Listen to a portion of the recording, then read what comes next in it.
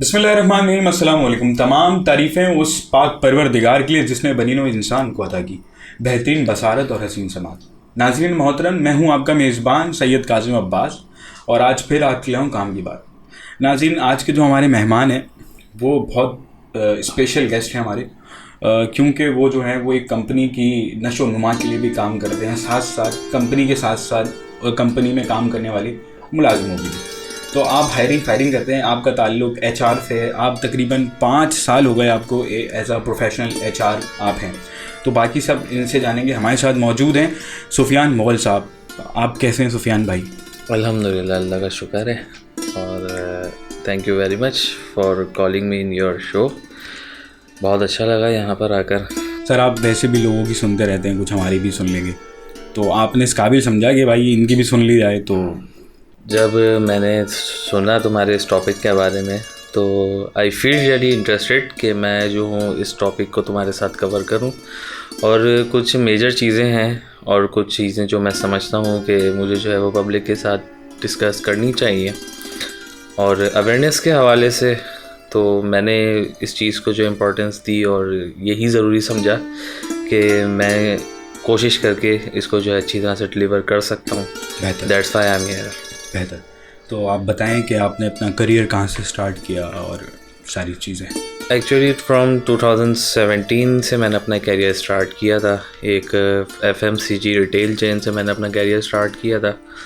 वहाँ से as a assistant मैंने अपने करियर को स्टार्ट करने के बाद फिर जो है इंडस्ट्री में ग्रो किया। फिर उसके बाद मैंने डिफरेंट इंडस्ट्रीज़ को एक्सप्लोर किया, वहाँ के एनवायरनमेंट को एक्सप्लोर किया और अल्हम्दुलिल्लाह अभी एक one of the leading organization में एज ए HR प्रोफेशनल मैं काम कर रहा हूँ। और इसमें मैंने अप्रॉक्स मेरा 5 इयर्स का जो ओवरऑल एक्सपीरियंस है, इसमें काफ़ी हर्डल्स भी आए हैं जो कि मैं इंशाल्लाह ताला आपसे ज़रूर शेयर करूँगा। तो आप मुझे बताएं कि एचआर की जो है फुल फॉर्म क्या है? देखें, इसको लोग जो है वो अचार भी करते हैं ना। देखें बेसिकली लोग तो बहुत कुछ बोलते हैं और बोलने वाला कुछ भी कह सकता है, लेकिन बात सारी यही है कि HR बेसिकली एक, इसको अगर हम देखा जाए कि अगर आप वर्ड हीरो को प्रोनाउंस करें तो HR के बगैर हीरो को कॉल नहीं कर सकते। सही। Because HERO start he HR से होता है, तो एक HR एक हीरो होता है। क्या बात है। ठीक है, तो HR बेसिकली इसका मतलब है ह्यूमन रिसोर्सेज।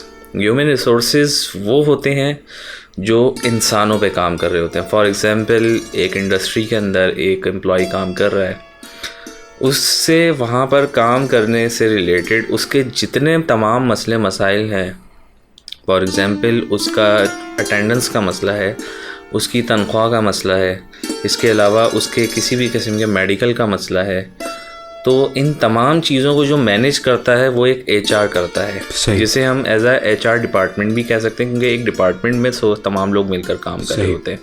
जिस तरह से फाइनेंस होता है, सप्लाई चेन होता है, इसी तरह से HR भी एक डिपार्टमेंट होता है जिसे ह्यूमन रिसोर्स कहते हैं।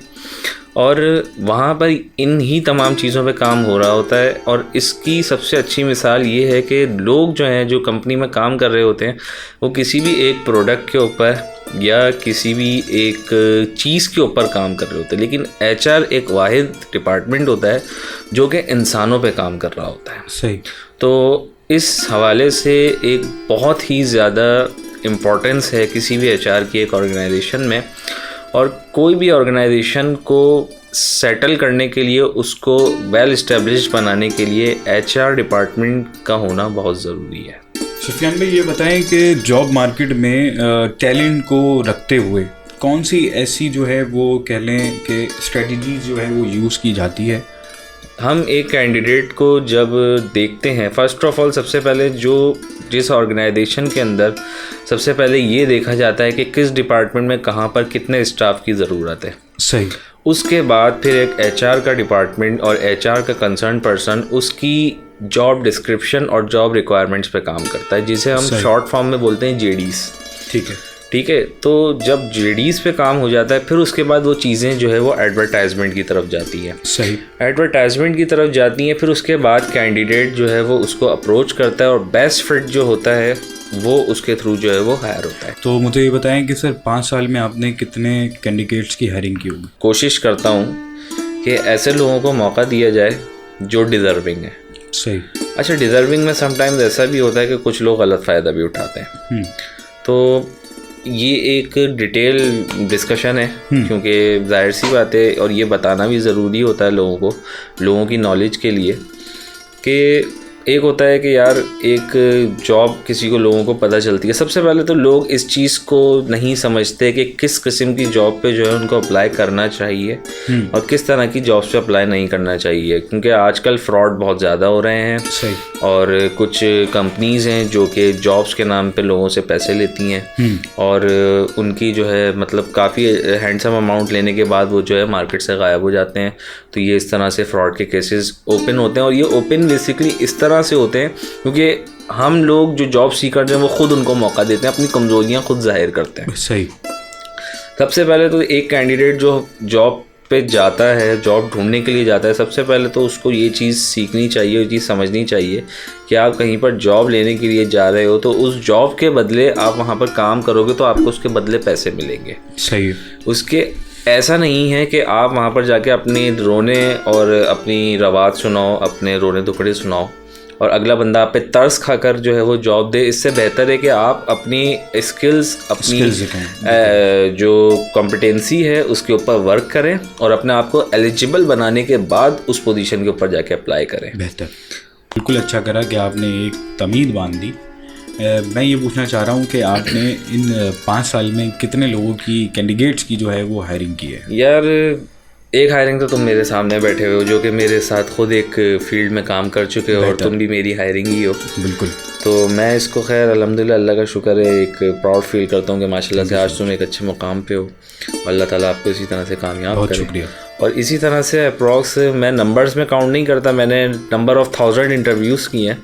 ठीक है। और उसमें से तकरीबन 200+ मैंने डिफरेंट पोजीशंस के ऊपर एम्प्लॉयज़ को हायर किया है। बेहतर। इनमें से कुछ ऐसे जो हैं वो बिल्कुल होंगे, क्योंकि हर फील्ड में जो है वो कुछ लोग ऐसे होते हैं जो याद रह जाते हैं।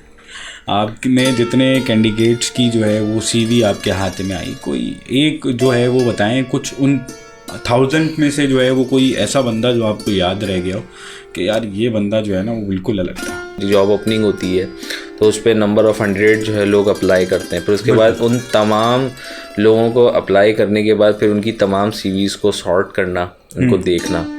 तो उसमें खैर मेरे पास मुझे याद आता है, खैर ये थोड़ा सा एक फ़नी है, मैं उसका नाम मुझे याद नहीं है एम्प्लॉय का।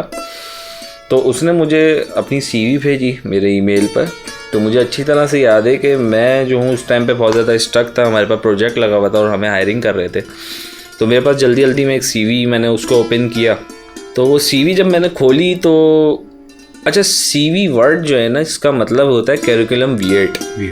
बहुत से लोग CV कॉल तो ज़रूर करते हैं लेकिन उन्हें इसका मतलब नहीं पता होता। समटाइम्स इसी के ऊपर जो है एक इंटरव्यूअर एक एम्प्लॉय को रिजेक्ट कर देता है क्योंकि उसे यही नहीं पता कि वो CV जो चीज़ लेकर आ रहा है इस CV का मतलब क्या है। और समटाइम्स ये क्वेश्चन जो है एक HR जो है वो कभी भी किसी को ट्रैप करने के लिए ज़रूर पूछ सकता है कि आप CV का मतलब बताएं, और बहुत से लोगों को CV का मतलब नहीं पता होता। तो मैं खैर इन चीज़ों को I am one of the HR जो मैं इन चीज़ों को ज़रूर ऑब्ज़र्व करता हूँ क्योंकि मैं डीप स्टडी लाजमी करता हूँ। क्योंकि एक इंसान मेरे पास चल कर आया या उसने अपनी मुझे CV भेजी है तो कुछ सोच समझ के ही भेजी होगी अपना टाइम निकाल कर। तो उसके अंदर बेसिकली हुआ ये था कि जब वो CV मेरे सामने मैंने उस CV को खोला तो समटाइम्स ऐसा होता है CV जो देते हैं तो उसमें सिर्फ CV लिखा हुआ होता है ना, बहुत कम होते हैं जो करिकुलम विएट लिखते हैं क्योंकि लोगों को पता ही नहीं होता। सही है। उस CV के अंदर पूरा लिखा हुआ था, पूरी एब्रीवेशन लिखी हुई थी CV की, लेकिन वो एब्रीवेशन बेसिकली वो करिकुलम विएट नहीं थी, वो करिकुलम विटामिन लिखा हुआ था। तो मैं पहले देखकर बहुत हैरान हुआ कि एक तो इसने पहले तो सही लिखने की कोशिश की सही, और वो चीज़ इसने सही के साथ गलत भी कर दी। तो ये एक बहुत बड़ा रिजेक्शन मार्क हो जाता है इस तरह का। सही। लेकिन खैर इस तरह की CV भी आती हैं हमारे पास और ये इस तरह की कुछ मिस्टेक्स होती हैं एम्प्लॉयज़ करते हैं। बेसिकली ये वो एम्प्लॉयज़ होते हैं या वो जॉब सीकर्स होते हैं जो कि किसी को भी कह देते हैं कि यार मेरी CV बना देना। देखें आज का इतना फास्ट पेस दौर है, सही, इसमें हमें किसी को कुछ कहने की ज़रूरत नहीं है। If you have a Android phone, अगर आप एक एंड्रॉयड यूज़र हैं, अगर आप एक मोबाइल यूज़र हैं, अगर आप एक iPhone यूज़र हैं या व्हाटएवर, तो आप अपनी सीवी खुद बना सकते हैं। आपको किसी के पास जाके अपनी सीवी बनवाने की ज़रूरत नहीं है। सही। अच्छा, सीवी में लाइक किन चीज़ों का जो है वो एहतियात करनी चाहिए? जैसे ऑब्जेक्टिव हो गया और भी एक्सपीरियंस वाली चीज़ें, तो वो भी आप जो है वो बताएं कि एक एचआर जब सीवी उसके हाथ में आती है तो वो किन चीज़ों को देखकर जो है वो उसको इम्प्रेस करती है, कौन सी चीज़ें उसको देख के इम्प्रेस करती हैं सीवी में? एक तो फॉर्मेट वाली आपकी बात हो गई कि फॉर्मेट कैसा होना चाहिए, एक वो उन चीज़ों के बारे में बताएं। काजिम देखो, बेसिकली सीवी जो है ना एक कागज़ होता है जिसमें आप अपने जो है बारे में बता रहे होते हो, जिसमें आपका नाम लिखा हुआ होता है, एक ऑब्जेक्टिव लिखा हुआ होता है 2-3 लाइन का, और उसके बाद आपकी फ़र्दर एजुकेशन, एक्सपीरियंस, आपने जितना काम किया हुआ है, आपने जितना पढ़ा हुआ है, तो वो सारी चीज़ें लिखी हुई होती हैं। अच्छा, सीवी का पैटर्न ऐसा होना चाहिए, मैं ख़ास तौर पे जॉब सीकर्स जो जॉब ढूंढ रहे हैं या उन्हें नहीं पता, तो उनके लिए मैं ये एडवाइस कर रहा हूँ, तो वो लाजमी इस चीज़ को फॉलो करें और देखें और इसको अप्लाई करके इम्प्रूव करने की कोशिश करें। आपकी सीवी जो है वो एक एम्बियंस लुक होना चाहिए उसका। ठीक है, एम्बियंस होना चाहिए, सॉरी। तो एम्बियंस लुक जब उसका होगा तो एक देखने वाला जब आपकी सीवी को देखेगा तो वो देखते ही समझ जाएगा कि ये किसी एक अच्छे और एक प्रोफेशनल बंदे की सीवी है। बेहतर। उसके लिए आपको जो है गोलागंडा बनाने की ज़रूरत नहीं है। ठीक है, बहुत से लोग हैं वो डिफरेंट कलर के फॉन्ट्स डाल देते हैं, पट्टियाँ डाल देते हैं, कुछ भी डाल देते हैं, तो ऐसा ना करें। सिंपल प्लेन अपना फॉर्मेट रखें, लाइट कलर हमेशा यूज़ करें सीवी के अंदर। अच्छा, ये फ़ॉन्ट की आपने बात की, कोई सीवी के लिए भी एक फ़ॉन्ट जो है वो ऐसा होगा, कोई प्रोफेशनल फ़ॉन्ट जो कि बस उसी में ही जो है? देखिए, प्रोफेशनल इंटरनेशनल लेवल पे अगर आप देखें तो कैलिबरी फ़ॉन्ट हमारा जो है वो नॉर्मली यूज़ होता है। तो आप अगर अपनी सीवी बना रहे हैं तो उसकी हेडिंग्स को आप बोल्ड रखें, जो भी हेडिंग्स आप डाल रहे हैं, और इसके अलावा जो सीवी का पैटर्न या सीवी के अंदर जितना टेक्सचर आप डाल रहे हैं वो एक सिंगल फ़ॉन्ट में, और इस फ़ॉन्ट साइज़ भी उसका सही होना चाहिए। ये चीज़ें बहुत मैटर करती हैं। सही। ये चीज़ें मैटर क्यों करती हैं ये मैं थोड़ा सा आगे जाके आपको बताता हूँ, पहले सीवी के बारे में मैं बता दूँ। तो जब ये चीज़ें आपकी अच्छी होंगी सीवी में तो आपकी सीवी ऑटोमेटिकली क्लिक होगी। अच्छा, फिर सीवी के अंदर एक टाइमलाइन आपके पास होनी चाहिए। अगर आप एक प्रोफेशनल एम्प्लॉयर हैं और एक अच्छी कंपनी में अप्लाई कर रहे हैं, सही, आपकी सीवी में आपका एक प्रोफेशनल फ़ोटो ज़रूर होना चाहिए। ऐसा ना हो कि आपकी सेल्फी लगी हुई हो या आपने किसी ऐसी जगह पे खड़े होकर पिक्चर कैप्चर की हुई हो कि बैकग्राउंड उसका जो है वो बिल्कुल मतलब ऐसा हो कि वो अच्छा ना लग रहा हो।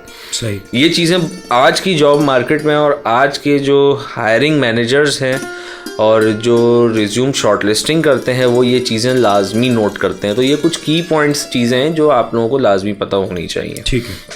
तो इसके अंदर बेसिकली हमारा प्रोफेशनल जो है वो पिक्चर होनी चाहिए। फिर उसके बाद आप अपना नाम प्रॉपर लिखें। फिर उसके बाद आप अपना ईमेल लिखें। अच्छा, ईमेल भी प्रोफेशनल होना चाहिए। ऐसा ना हो वो पापा की प्रिंसेस वाला ईमेल डाला हुआ हो, ठीक है, या स्मार्टी बॉय वाला ईमेल आपने डाला हुआ हो। बीइंग अ प्रोफेशनल अपने आप को शो करना है तो अपनी सीवी के अंदर अपने कंप्लीट नेम के साथ या व्हाटएवर आगे नंबर डाल के आप अपना एक ईमेल जनरेट कर सकते हैं। एक प्रोफेशनली ईमेल अपना बना लें, उस ही ईमेल को आप तमाम एम्प्लॉयर्स को सेंड करें, उसी ईमेल से सीवी सेंड करें और वही ईमेल अपना सीवी के अंदर मेंशन करें। फिर उसके बाद आप उसके अंदर जो है सेकंड स्टेप पे अगर हम आ जाएं तो आपका ऑब्जेक्टिव आ जाता है।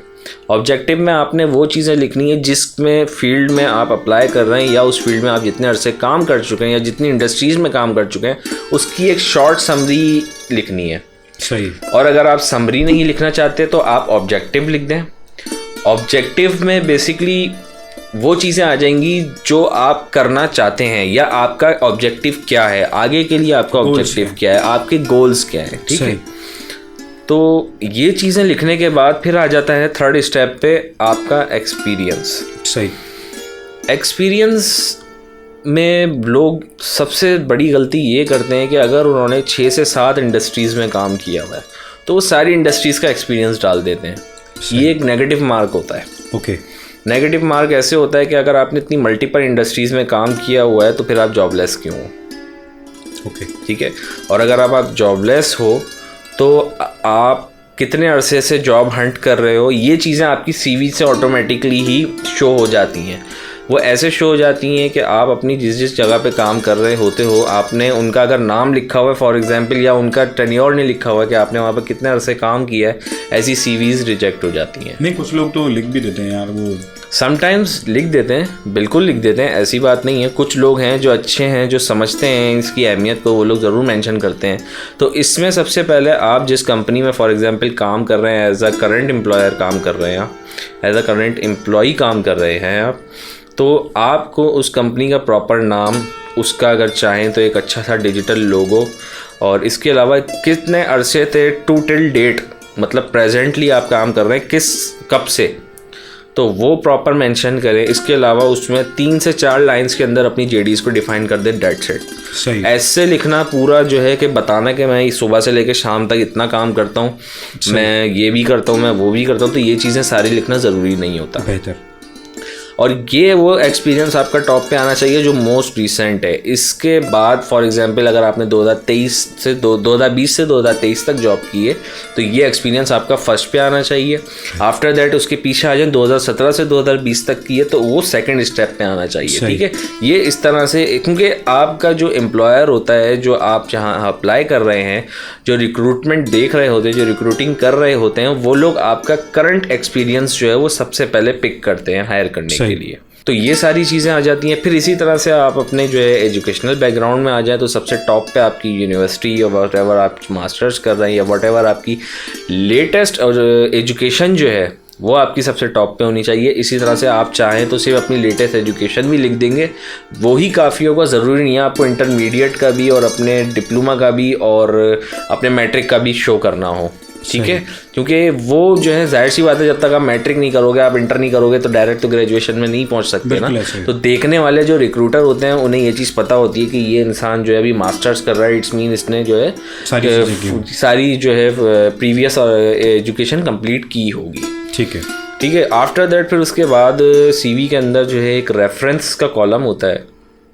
अच्छा, रेफरेंस बेसिकली क्या होता है? लोग जो है रेफरेंस क्या तो ना नहीं लिखते हैं या उसमें लिख देते हैं will be available upon request. Reference का मतलब लोग समझते हैं कोई सिफारिश है, सही, कि इसमें जो है हमें किसी की सिफारिश देनी होगी। बेसिकली वो सिफारिश नहीं होती। रेफरेंस बेसिकली वो होता है, फॉर एग्जांपल मैं एक इंडस्ट्री के अंदर काम कर रहा हूँ और मैं किसी और इंडस्ट्री में अप्लाई कर रहा हूँ। अब मैं जाहिर सी बात है प्रीवियस जितनी इंडस्ट्रीज़ में काम करके आया हूँ या मेरे रिलेटिव्स में कोई अच्छी पोजीशन पे किसी कंपनी में काम कर रहा है, जिसको मैं समझता हूँ कि अगर मेरे लिए कोई कंपनी इन्हें कॉल करे तो उनके ज़रिए उन्हें एक अच्छा फीडबैक मिल सकता है। वो इसलिए क्योंकि वो एक अच्छी पोजीशन पे काम कर रहे हैं, एक अच्छी कंपनी में काम कर रहे हैं। तो ऐसे पर्सन का रेफरेंस अपनी सीवी में आप लाजमी मेंशन करें, इससे आपकी सीवी की वर्थ स्ट्रांग हो जाती है। तो आप उनका नाम लाजमी मेंशन करें, हो सके तो उनका complete designation with company name और official email address. Official email address से मुराद वो ईमेल एड्रेस जिस कंपनी में वो काम कर रहे होते हैं, वहाँ से उनसे आप ले सकते हैं। और आप उनको ये बता भी सकते हैं कि आपका रेफरेंस मैंने अपनी सीवी में डाला है, तो अगर आपके पास मेरी वेरिफिकेशन के लिए या मेरे रेफरेंस बैकग्राउंड चेक के लिए कोई कॉल आती है तो आप उसका फीडबैक पॉजिटिव दे दीजिएगा। अभी आपने जो है वो सीवी के डू तो बता दिए, डोंट रह गए, ठीक है।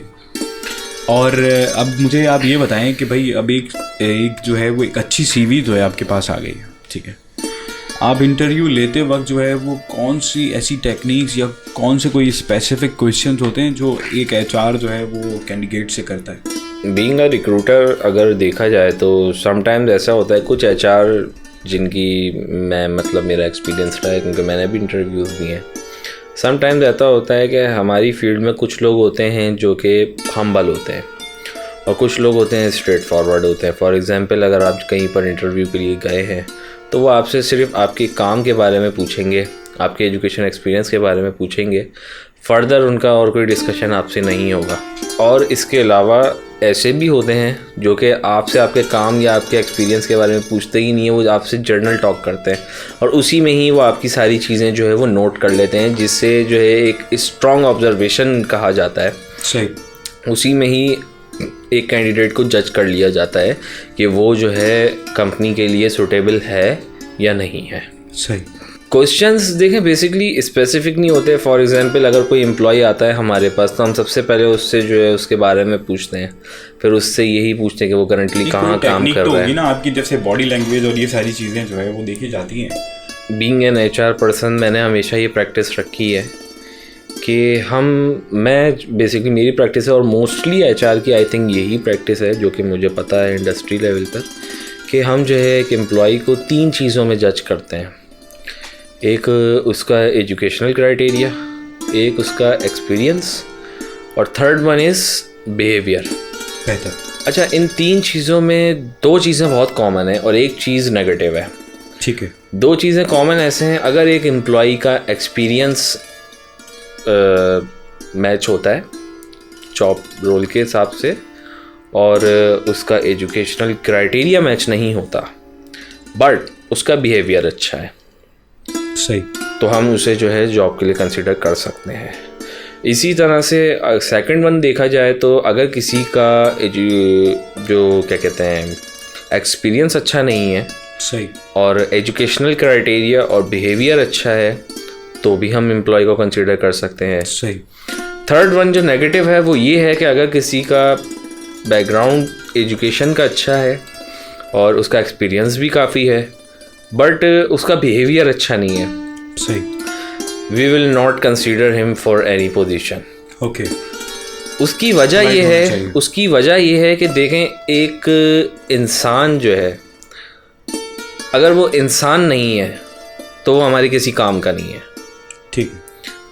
और अगर एक बंदा जिसमें खामियां हैं, जिसमें मतलब ये कह लें कि वो जो है तालीमी तौर पे कमज़ोर है और इल्मी तौर पे कह लें तो उसको कमज़ोर है और जो है क्या कहते हैं तजुर्बे के लिहाज से कमज़ोर है, लेकिन उसका इखलाक, उसका किरदार, उसका बात करने का अंदाज़ और उसका बोलने का अंदाज़, ये सारी चीज़ें अच्छी हैं, तो he will be beneficial for us because हमें पता है कि हम उसकी तमाम चीज़ें वो आगे ले जाकर इम्प्रूव करवा देंगे। ठीक है।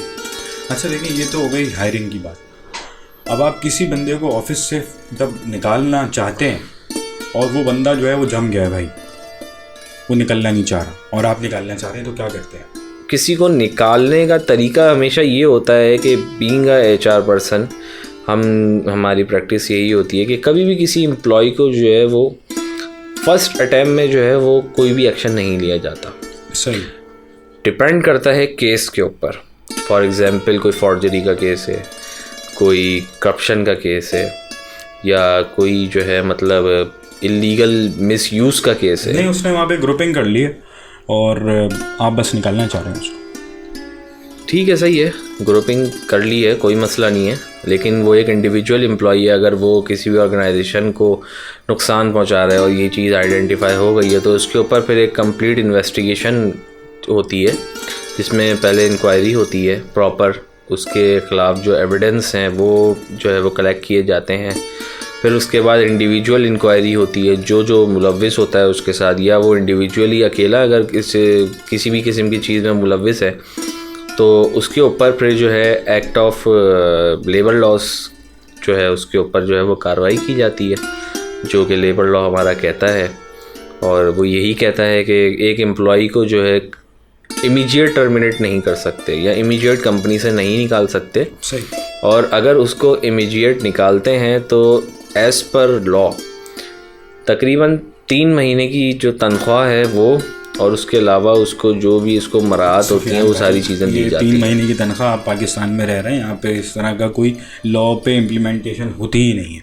यही तो वजह है कि इस वक्त ये जो लेबर है ये भी तो केस कर सकता है ना कंपनी पर। बिल्कुल कर सकता है, लेकिन यही वजूहात हैं और ये कुछ कोताहियाँ हैं हमारे निज़ाम के अंदर, हमारे जो हमारा यहाँ का सर्कल बना हुआ है, जो हमारी सोसाइटी बनी हुई है, जिसके अंदर एक बहुत बड़ा गैप है। असल में लोग जो हैं वो इनिशिएट लेने की कोशिश करते नहीं हैं और जो ताकतवर होता है वो कमज़ोर को दबा देता है। बिल्कुल ऐसे ही सबसे बड़ा मसला ये है। वरना लेबर कोड जो है वो हमारे जो ख़ास तौर पे एम्प्लॉयज़ हैं, जो लेबर तबका है, उसके लिए तो ओपन है। एम्प्लॉय वहाँ पर जाकर अपने जो है पॉजिटिव, मतलब ये कह लो कि एम्प्लॉय वहाँ पर जाकर जो है अपने राइट्स के लिए जो है वो वॉइस रेस कर सकता है अपनी, सही, और उसको जो है फुल सपोर्ट की जाती है एचआर की तरफ से। इसमें एचआर की इन्वॉल्वमेंट नहीं होती, इसमें लेबर डिपार्टमेंट की इन्वॉल्वमेंट होती है, और वो एम्प्लॉय इसको जो है वो खुद लड़ता है। अगर कंपनी से रिलेटेड कंपनी पे कोई केस होता है तो फिर कंपनी का एक इदारा होता है, कंपनी का एक डिपार्टमेंट होता है जिसे लीगल डिपार्टमेंट कहा जाता है, और इंडस्ट्रियल रिलेशन के नाम से एक डिपार्टमेंट है। ये डिपार्टमेंट जो है फिर वो कंपनी के बिहाफ पे जो है वो इन केसेस को डील करते हैं। आप मुझे बताएं कि एचआर का जो है वो एक्चुअल फेस क्या होता है, किस वजह पे ये सारी चीज़ें हो रही होती हैं और किस बिना पे ये मामला हो रहा होता है। देखें कासिम, बेसिकली एचआर जो है ना, मैंने आपको शुरू में बताया था कि एचआर का वर्ड है, ये हीरो को आप जो है एचआर के बगैर कॉल नहीं कर सकते। ठीक है। तो ये एक बेसिकली एक रमर है मार्केट के अंदर। ये जो है वो हीरो जो है वो बिल्कुल आप ये कह लें कि कंपनी के लिए होगा, एम्प्लॉय के लिए नहीं है, तो इसको हीरो बनना पड़ेगा। डेफिनेटली, मैं आपकी बात बिल्कुल सही है, और ऐसा नहीं है कि हर एचआर का जो कंसर्न बंदा है वो ऐसा ही हो। एचआर हमेशा काम जो है, देखिए एक एचआर के दिल की बात मैं बता रहा हूँ आपको जो मैं समझता हूँ। एचआर कभी भी अपने एम्प्लॉय का बुरा नहीं चाहेगा। ठीक है। कुछ कंपनीज के अंदर एचआर ऐसा पपेट काम कर रहे होते हैं, ठीक है, जिन्हें सिर्फ चलाया जा रहा होता है, और ये बात उस इंडस्ट्री के जो एचआर कंसर्न है वो अच्छी तरह जानते हैं कि हम यहाँ पर सिर्फ और सिर्फ यूज़ हो रहे हैं, क्योंकि उन्हें जस्ट ऑर्डर मानना होता है,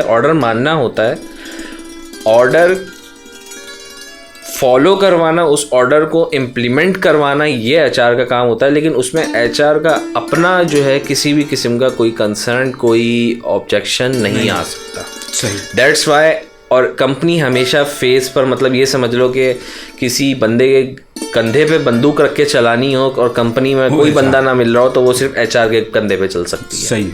ये है सिर्फ और सिर्फ सिनेरियो। वरना एचआर के लोग बहुत अच्छे होते हैं, हम्बल होते हैं, पोलाइट होते हैं, और जहाँ तक रही बात है एम्प्लॉयज़ के मसले मसाइल की, तो एचआर ही वो कंसर्न बंदा होता है हर कंपनी के अंदर जो कि एम्प्लॉयज़ के मसले मसाइल को दिल से सुन सकता है और उसको फील कर सकता है। सही। समटाइम्स मैं अपना एक इंसिडेंट शेयर करूँ आपसे। बिल्कुल। मैं एक कंपनी में काम कर रहा था प्रीवियस, तो वहाँ पर बेसिकली मेरे सामने जो है 2 एम्प्लॉयज़ को कंपनी के ओनर ने फायर कर दिया। सही। फायर इस तरह से कर दिया कि कंपनी एम्प्लॉयज़ को मुंह पे नहीं कहा कि आप लोगों को नौकरी से निकाल दिया है। उसने मुझे बुलाया, उसने मुझसे बैठे बात की, मुझे बताया कि भाई ये एम्प्लॉयज़ मेरे बजट में जो है वो भारी पड़ रहे हैं या मेरे काम के नहीं हैं, तो इनको जो है वो नौकरी से निकालना है। सही। और वो केस मेरे मत्थे मार दिया था, मुझे दे दिया था कि भाई अब तुमने जो है इनको डील करना है और जैसे भी करके इनको यहाँ से चलता करना है। वो एक बहुत मुश्किल सिचुएशन थी, और उसमें से एक जो एम्प्लॉय था उसकी माशाल्लाह से बेटी भी थी। और जब मैंने ये बात सुनी तो जाहिर सी बात है मैं ख़ुद वहाँ पर जॉब कर रहा था, और मैंने उस एम्प्लॉय के लिए जो है वो स्ट्रगल की। स्ट्रगल ऐसे कि मैंने उस ऑनर से बात की, मैंने कहा कि सर काइंडली आप अपने डिसीजन को दोबारा रिव्यू करें। इस तरह से किसी को भी एम्प्लॉय को निकालना जो है वो किसी भी कंपनी के लिए अच्छा नहीं है, क्योंकि फिर बाद में जो है रमर्स सर्कुलेट होना शुरू हो जाते हैं मार्केट में। और वैसे ही आजकल इंडस्ट्रीज़ के अंदर जो है वो जॉब जो करने के लिए आ रहे हैं वो उनका दिल ख़राब होता है, तो दिल से जॉब नहीं करते हैं। जो लोग मौजूद हैं आप इनको कहीं और यूटिलाइज़ कर लें, बट कंपनी से ना निकालें। तो उस पर जो है मुझे यही चीज़ सुनने को मिली कि मुझे मतलब ये कमेंट्स मिले कि तुम्हारा अपना रोज़ी रोटी तो चल रहा है यहाँ से, तो तुम दूसरों की क्यों फ़िक्र कर रहे हो। जब इस तरह के कमेंट्स मैंने सुने तो आई स्वेयर कि मैंने वहाँ पर जो है 1 मिनट भी खड़े होना गवारा नहीं किया, और मैंने उन एम्प्लॉयज़ का तो कुछ नहीं किया, बट मैंने अपना वहाँ पर इमीडिएट रिज़ाइन दिया और मैं उस कंपनी से मूव कर गया। सही। द रीज़न इज़ दैट कि अगर मैं किसी कंपनी में एक एचआर की पोजीशन पे जो कि ह्यूमन राइट्स इंसानों पे काम करने वाला बंदा है, अगर मैं अपने ओहदे का पास ना कर पाया तो फिर मेरा उस कंपनी में उस ओहदे पे होने का कोई फ़ायदा नहीं है। अब मुझे ये बताएं कि एक बच्चा है, करियर ग्रोथ की बात कर रहा हूँ, एक बच्चा मैट्रिक करता है, मैट्रिक के बाद जो है वो किस तरह वो अपना करियर को ग्रो करे, प्रोफेशनल लाइफ को लेके और एजुकेशनल लाइफ को लेके। पेरेंट्स परेशान होते हैं, बच्चा मैट्रिक कर लेता है कि अब ये क्या करेगा।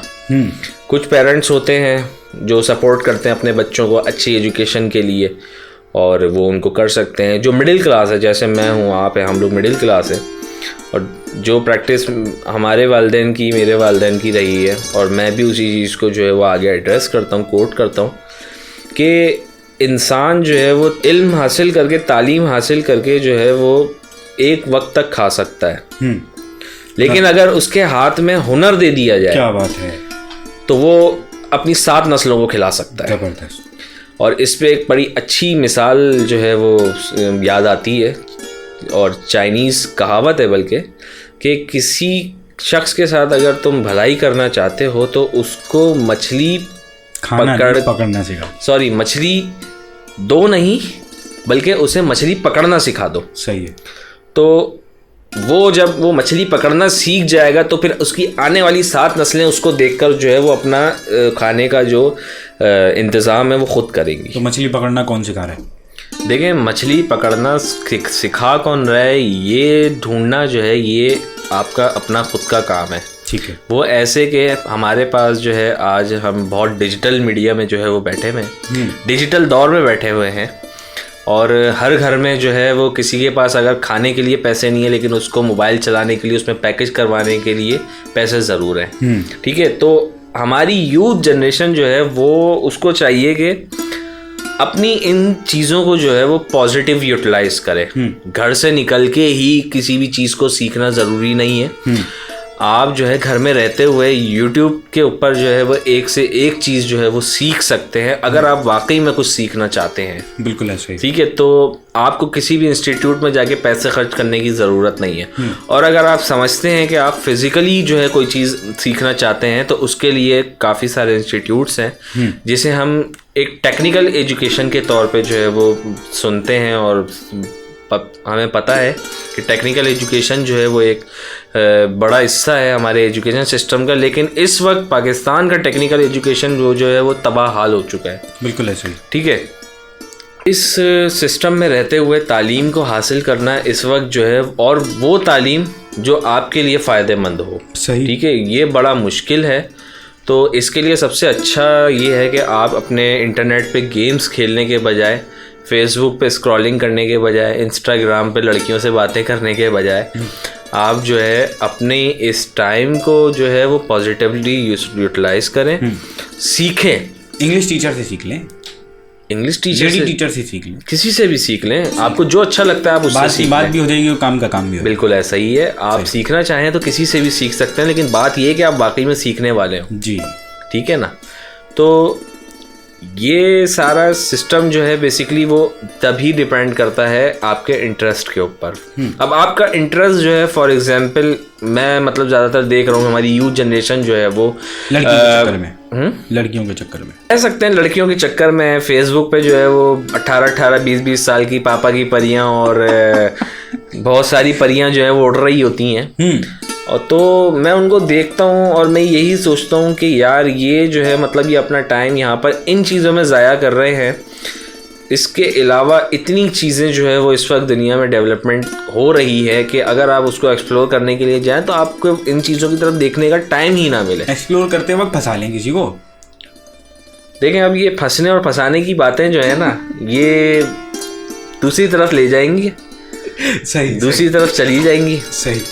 तो रही बात सही एजुकेशन और सही हुनर सीखने की, तो ज़्यादातर मैंने यूथ को यही देखा है कि वो जो है कंप्यूटर्स की जो स्किल्स हैं, कंप्यूटर की जो नॉलेज है उसकी तरफ ज़्यादा रुझान है।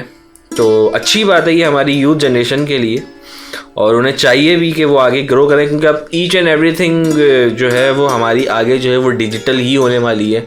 हमारी सारी सिस्टम जो है वो ई सिस्टम होने वाला है, और ये चीज़ जो है वो हमारी यूथ के लिए बहुत अच्छी है, कि वो इस चीज़ की तरफ सीखने के लिए जाएं। तो ये चीज़ें सीखने के लिए हमारे पास काफ़ी इंस्टीट्यूट प्राइवेटली भी हैं, आप वहाँ से जाके जो है वो अपनी इन चीज़ों को जो है वो कवर कर सकते हैं। मैट्रिक करने के बाद एक गैप आता है 6-8 महीने का, तो उसमें ये बेहतरीन मौका है। आपकी स्किल्स अच्छी नहीं है, फॉर एग्ज़ाम्पल लैंग्वेज स्किल अच्छी नहीं है, इस 6-8 महीने में आप अपनी लैंग्वेज स्किल को इम्प्रूव करें, चाहे वो नेट से देखकर करें, आप लिसनिंग के बहुत सारे प्रोग्राम्स हैं जो यूट्यूब पे मौजूद हैं, आप उसको सुन के करें। इसके अलावा आप प्राइवेटली किसी जो है इंस्टीट्यूट में जाके करें। बट ये जो चीज़ें जो है वो आपके आगे कैरियर को ग्रोथ करने में बहुत फ़ायदेमंद साबित होंगी। सही। और इसी तरह से जो है जब एक आप जो है मतलब कंप्यूटर की फील्ड में आगे बढ़ना चाह रहे हैं तो उसके लिए आप डिप्लोमा की तरफ जा सकते हैं, प्राइवेटली इंस्टीट्यूट में जाएं, या अगर वहाँ नहीं जाना एक सर्टिफिकेशंस के लिए आप प्राइवेट इंस्टीट्यूट में जा सकते हैं। लेकिन अगर वहाँ पर भी नहीं जाना तो आपको ऑनलाइन ही इतने सर्टिफिकेशंस प्रोग्राम्स मिल जाएंगे कि वहाँ से आप जो है अच्छे से अच्छा सर्टिफिकेट अर्न कर सकते हैं अपनी फील्ड के हिसाब से। बहुत बेहतर। अब अर्निंग प्लेटफॉर्म कौन से होंगे जहाँ पे जाके जो है वो एक स्टूडेंट जो है वो अपनी पढ़ाई को कंटिन्यू, एजुकेशन को कंटिन्यू रखते हुए वो अर्न भी करे और पढ़ाई भी करे? घर बैठे जो है बहुत सारी हमारे पास ऑनलाइन वेबसाइट्स हैं, ऑथेंटिक वेबसाइट्स हैं जिनको आप स्टडी करके आप वहाँ से जो है वो अर्न कर सकते हैं। हमारी यूथ को चाहिए कि उल्टे सीधे चक्करों से निकलें और इस तरफ आएँ, क्योंकि ये जितना फास्ट पेस इन्वायरमेंट जा रहा है, हम पाकिस्तान में वैसे ही हमारे पास टेक्नोलॉजी जो है वो 10 साल बाद आती है जो दुनिया में 10 साल पहले से यूज़ हो रही होती है, तो हम वैसे ही पीछे चल रहे हैं। लेकिन अपने आप को पीछे ना होने दें, आप भी दुनिया के साथ आगे चल सकते हैं। पाकिस्तान की रोज़गार मार्केट को किस तरीके से बेहतर बनाया जा सकता है? इस वक्त जो रेशियो ऑफ इन्फ्लेशन है वो इस वक्त हमारे कंट्री का बहुत हाई चल रहा है और जॉब्स मार्केट में कम है और नंबर ऑफ जॉब सीकर्स ज़्यादा हैं मुकाबला सकते हैं। हमारी जो जॉब मार्केट है उसमें जॉब्स डेली बेसिस पे काफ़ी आती हैं, अप्लाई करने वाले भी काफ़ी होते हैं, लेकिन उसमें से चंद ही लोग सिलेक्ट होते हैं। कुछ लोगों को फिर नेक्स्ट सिनेरियो के लिए छोड़ दिया जाता है। तो ये इस तरह से जो एक लाइफ साइकिल इस जॉब मार्केट का चलता रहता है। सही। ठीक है, ये फुलफिल 100% नहीं हो सकता और ना ही ये फुलफिल 100% जॉब सीकर्स को हो सकता है। जॉब सीकर्स भी 100% फुलफिल नहीं हो सकते, क्योंकि नंबर ऑफ जॉब्स और number of job seekers they both are really up and really down. ठीक है। हमारे पास जॉब ढूंढने के बहुत सारे मौके हैं, बहुत सारे प्लेटफॉर्म्स हैं। हमारे पास इंडीड के नाम से एक जो है एक प्लेटफॉर्म है जहाँ पर एक बहुत इजीली जो है एक एम्प्लॉय अपनी प्रोफाइल बना सकता है। वहाँ से बहुत सारी कंपनीज़ हैं, बहुत सारी जॉब्स हैं जो डेली बेसिस पे वहाँ पर आ रही होती हैं, आप वहाँ पर अप्लाई कर सकते हैं। इसके अलावा हमारा एक बड़ा प्रोफेशनल प्लेटफॉर्म है जिसे हम लिंक्डइन बोलते हैं और LinkedIn basically complete job market है। ठीक है। ओवर द वर्ल्ड, वहाँ पर सिर्फ एक कंट्री की जॉब नहीं होती, वहाँ पर ओवर द वर्ल्ड जॉब्स होती हैं और डायरेक्ट कंपनीज वहाँ पर जो है वो उन जॉब्स को पोस्ट करती हैं और फिर उसके बाद वहाँ पर जो एक्टिव जॉब सीकर्स होते हैं वो वहाँ पर अप्लाई करते हैं। सही। और फिर उसके बाद उन्हें जो है वो इंटरव्यू की कॉल भी आती है और वो सिलेक्ट भी होते हैं। मैं अपना एक्सपीरियंस बताऊँ तो मुझे अल्हम्दुलिल्लाह अच्छी तरह याद है कि मैंने पिछली 2 कंपनीज़ में आई थिंक जब जॉब की थी और अभी करंटली जहाँ पर मैं कर रहा हूँ तो मैंने इसी प्लेटफॉर्म के थ्रू जॉब हासिल की थी। सही। तो बात वही है कि आपका इंटरेस्ट उस जॉब को ढूंढने में कितना है, बात वहीं पर आके रुक जाती है। या तो आप जो है वो लापरवाह होके बैठे रहो, कोई गर्द ही नहीं है। वही बात हो गई कि भाई अपनी CV फेंक दो, बोल भाई तो मुझे हायर कर ले, रख ले, और फिर वो हायर ना करे तो आप उसको पीछे से गालियां दे रहे हो। ठीक है, तो इस तरह का सिनेरियो जो है नहीं होना चाहिए। और दूसरी चीज़ कि जॉब ढूंढते वक्त अपने आप को पॉजिटिव रखो। सही। आपका पॉजिटिव रहना बहुत ज़रूरी है। अगर आप ये सोचोगे कि जॉब जो है सिर्फ उन्हीं लोगों को मिलेगी जो क्या कहते हैं रिश्वतें दे रहे हैं या जो सिफारिशों पे काम कर रहे हैं, ऐसा नहीं है। अल्हम्दुलिल्लाह, अल्लाह का शुक्र है, मैं जिस कंपनी में काम कर रहा हूँ लोग उस कंपनी में काम करने का ख्वाब देखते हैं, सोचते हैं। तो अल्हम्दुलिल्लाह अल्लाह का शुक्र है, अल्लाह ताला ने मुझे इज़्ज़त दी और मेरी कंपनी ने मुझे, सबसे पहले तो मैं अपनी कंपनी का बहुत शुक्रिया अदा करूँगा जिन्होंने जहाँ मुझे मौका मिला काम करने का, जहाँ के लोगों के साथ काम करने का मौका मिला। तो ये सब सिर्फ़ और सिर्फ आपकी नेक नियति और आपकी पॉजिटिव सोच की वजह से होता है। मैंने हिम्मत नहीं हारी। मैंने अपनी लाइफ में अपनी स्ट्रगल करते हुए कभी भी हिम्मत नहीं हारी। सख्त से सख्त, मुश्किल से मुश्किल वक्त भी देखा, लेकिन हिम्मत नहीं हारी। वो सिर्फ इसीलिए कि हमेशा अपने आप पर एतमाद और यकीन था कि कभी ना कभी कहीं ना कहीं अच्छी जगह पे जॉब मिल ही जाएगी। और वही सोच अल्हम्दुलिल्लाह आज भी है और आगे के लिए भी है। और रही बात जॉब ढूंढने की, तो लिंक्डइन एक ज़बरदस्त प्लेटफॉर्म है। वहाँ पर आप अपना अकाउंट बनाएं, इजीली अकाउंट बन जाता है। अपना टाइम दूसरे प्लेटफॉर्म्स पे वेस्ट करने के बजाय एज अ जॉब सीकर आप इस प्लेटफॉर्म पर आएँ, यहाँ पर अपने साथ लोगों को कनेक्ट करें, थोड़ा सा एक्सप्लोर करें। अगर नहीं समझ आ रहा तो यूट्यूब पे सर्च कर लें कि लिंक्डइन है क्या, यहाँ पर किस तरह से जॉब ढूंढते हैं, आपको सारी चीज़ें जो है वो ईजीली मिल जाएंगी। बेहतर बेहतर। बिल्कुल, इस प्रोग्राम की जो है वो मैं कह लें कि इख्तिताम इसी बात पे करूँगा कि भाई हिम्मत नहीं हारनी चाहिए आपको।